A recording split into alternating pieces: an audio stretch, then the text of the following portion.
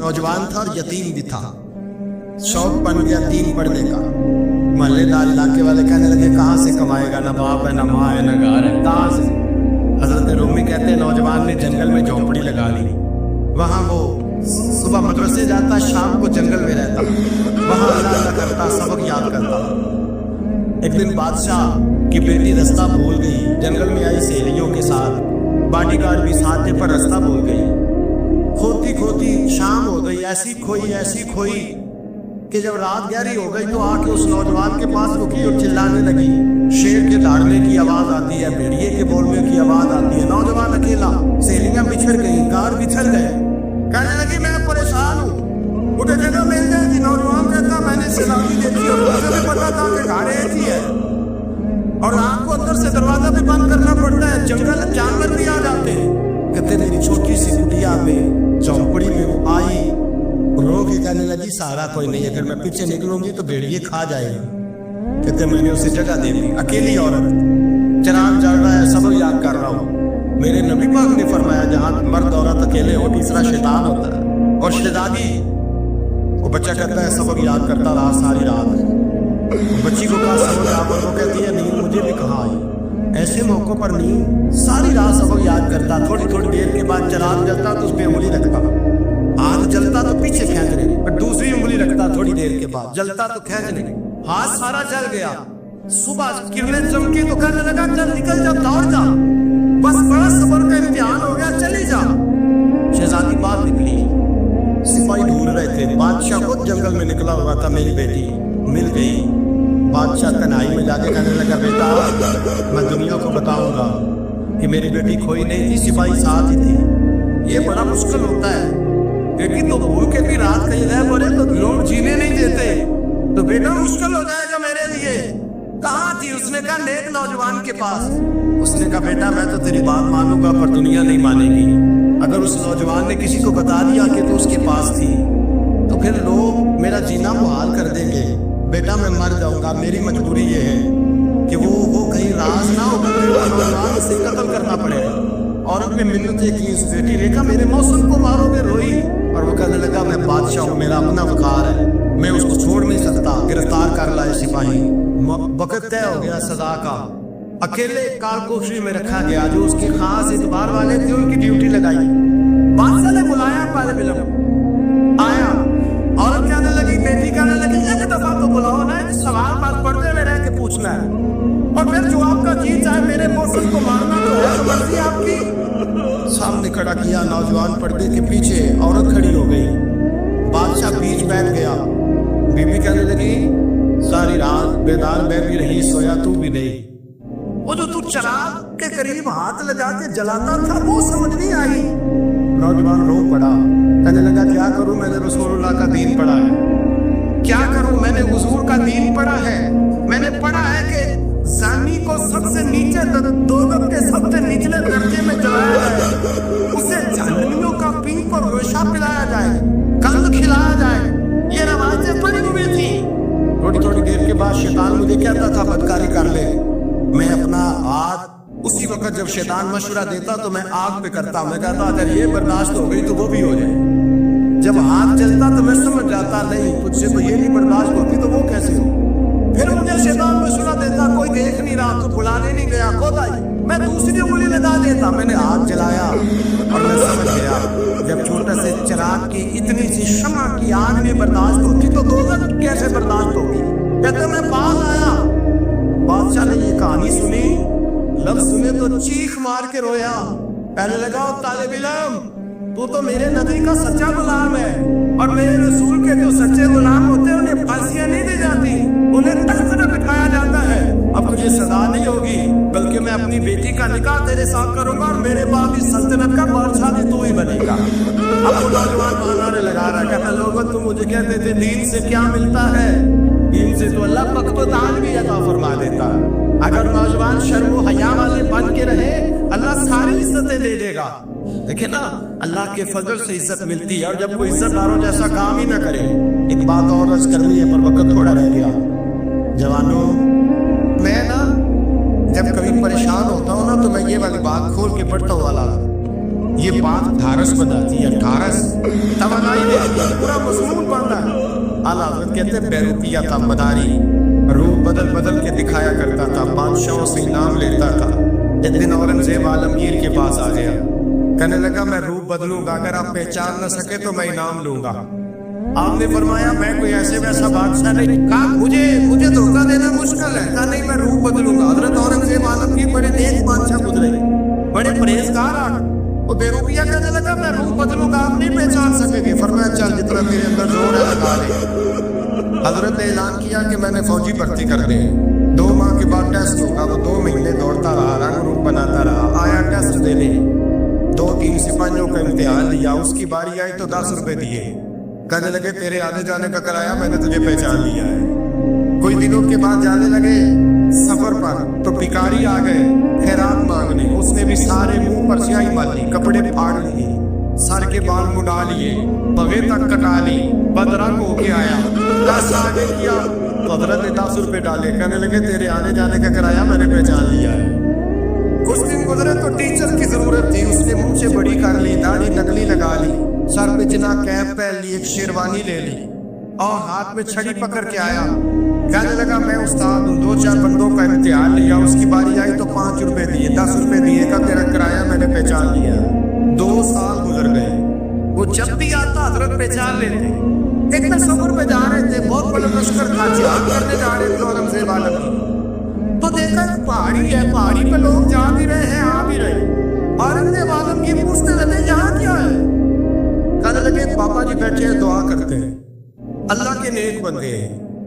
औरंगजेब कहने लगे यार पुराने लोग सारे ही अल्लाह वालों को मानते हैं, ये भी मुसीबत आई है जितनी नहीं आई है, सारे लोग ही मानते हैं। कहने लगे जरा मैं दुआ न कराऊं, बच्चे काम जा रहा हूँ। औरंगजेब बादशाह थे, बादशाह लोग नाज़ुक मिजाज होते हैं, घोड़े से उतरे, बड़ी मुश्किल से पहाड़ी पे चढ़े, ऊपर गए तो लाइन लगी है, बाबा जी कार में बैठे हैं।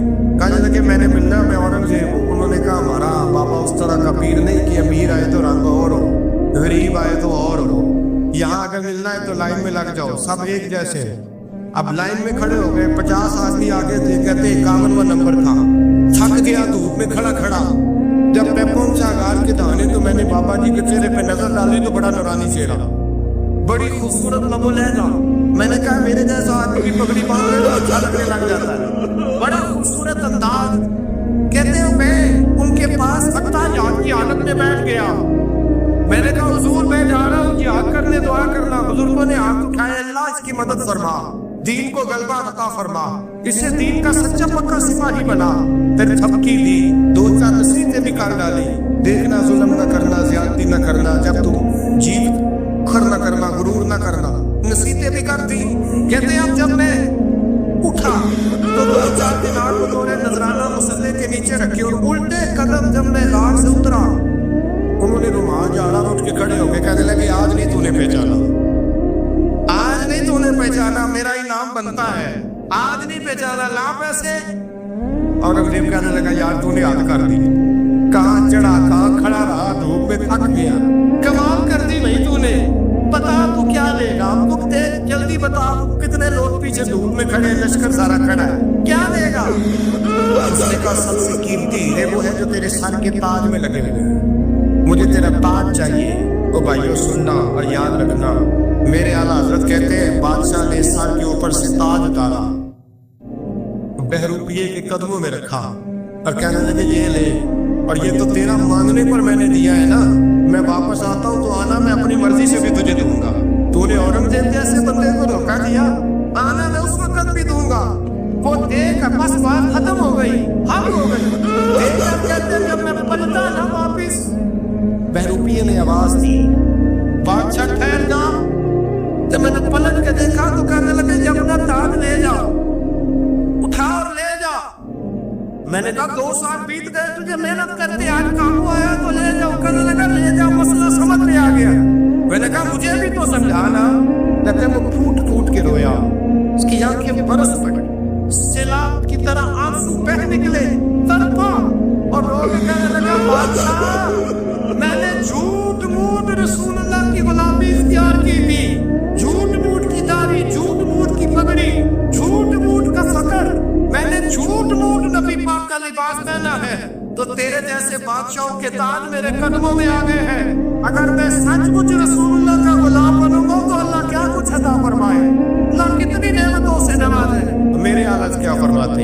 फरमाते फरिश्ते भी करते हैं ताज़ीम मेरी। कौन जी? अल्लाह ऐसा अकीदा भी कम मिलेगा जो बरेली के इमाम का अकीदा है।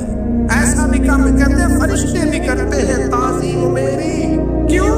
फरमाने लगे फिदा हो के उन पर ये इज्जत मिली। बगदाद के एक दरवेश आलिम थे, तो वो जब भी नमाज पढ़ाते ना तो किसी ताजर की 2 बीवियों के बारे में दुआ मांगते हैं। तो जो है मेरी बात पर, नमाज पढ़ाते हैं तो कहते हैं अल्लाह उस ताजर की 2 बीवियों को अपनी खास रहमतें अता फरमा। इतने लोग उनके के इकट्ठे हो गए, कहने लगे बाबा जी बताएं तो सही वो बीवियां कौन थी जिनके लिए आप दुआ मांगते हैं? तो फरमाने लगे मेरे शहर का एक ताजर था, बहुत बड़ा ताजर था, मालदार था पर बे औलाद था। उसे बगदाद से मुल्क के शाम जाना पड़ता था तिजारत करने, और कई कई महीने उसे शाम के मुल्क में रहना पड़ता था। उसने इस तरह किया कि वहां भी एक शादी कर ली। तो जो है ना मेरी बात पर, क्या कर लिया उसने? दूसरी शादी करना मर्द के लिए जायज, तीसरी करना भी, चौथी करना भी भैया का वक्त, मगर अगर इंसाफ कर सके, अगर चारों में हम आधा मसला सुनते और आधा ही बयान करते हैं, अगर इंसाफ न कर सके फिर उसके लिए 4 जायज, फिर वो 1 ही रखेगा। तो अजीज दोस्त, दूसरा निकाह कर लिया, शादी हो गई। अब वो वहां कुछ ज्यादा वक्त गुजारने लगा, मालदार आदमी था, बीवी को मकान भी लेके दे दिया। अब वो जब देर से आता वापिस, और जब आता भी उसके वो वाले अंदाज न होते जो पहले हुआ करते थे। अब बीवी से बड़ा जासूस भी कोई नहीं होता, उसको तो पहले पता चल जाता है कि माजरा क्या है, उसे बड़ी खबर होती है। तो उसने महसूस कर लिया कि बदले बदले से मेरी सरकार नजर आते हैं। वो कहने लगी अब के जब आता जाता है तो इसके हालात कुछ बदले बदले से हैं, माहौल कुछ और है। उसने एक बूढ़ा आदमी जो उसका अजीज भी था और समझदार भी था, उसको तैयार किया। कहने लगी अब के जब मुल्क के शाम जाएगा तो इसका पीछा करना और खबर करना कि कहाँ रहता है, कहाँ जाता है, क्या करता है। वो बूढ़े बुजुर्ग जो थे वो खातून के कहने पर कुछ उसने किराया भी दिया। वो उस ताजर के पीछे गए और वापस आके खबर दी। कहने लगे कि ये तो 2-3 साल बीत गए, इसने वहां भी शादी की हुई है, तुझे बताया ही नहीं। बीवी बड़ी समझदार थी, हौसला मंद, जीरक, उसने शोर नहीं मचाया। उसने कहा कि मैं ना अब जब आएगा ना तो तरीके से बात करूंगी और पूछूंगी कि ऐसा क्यों किया। और ये भी उसने आगे बताया कि अगर तेरे साथ निकाह के बाद उसे औलाद नहीं मिली तो औलाद वहां भी कोई नहीं। ये मुकम्मल तफसीलात। अब जब इस दफा खामद आया तो आते ही वो बीमार हो गया, कमजोर होने लगा।